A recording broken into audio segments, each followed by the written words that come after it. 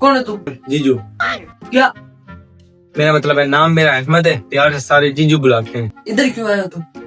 मैं कहाँ आया हूँ सर, आपने मैसेज करके बुलाया था मुझे। मैसेज सैसेज नहीं किया था, ऐड चलाया था। जो भी चलाया था सर, आपको जरूरत थी तो आपने ऐड चलाया था ना।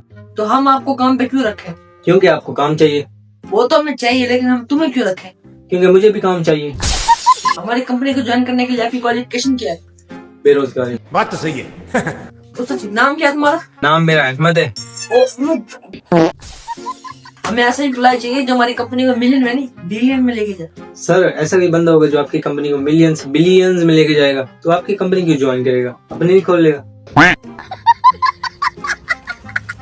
एक बात बताओ, सर पूछ के देखें। तुम हमारी कंपनी को क्या दे सकते हो? सर अगर मेरे पास कुछ होता तो मैं आपकी कंपनी ज्वाइन करता। मेरा मतलब आप हमारी कंपनी को क्या दे सकते हो? सर फिलहाल तो मैं आपके लिए सिर्फ दुआएं कर सकता हूँ।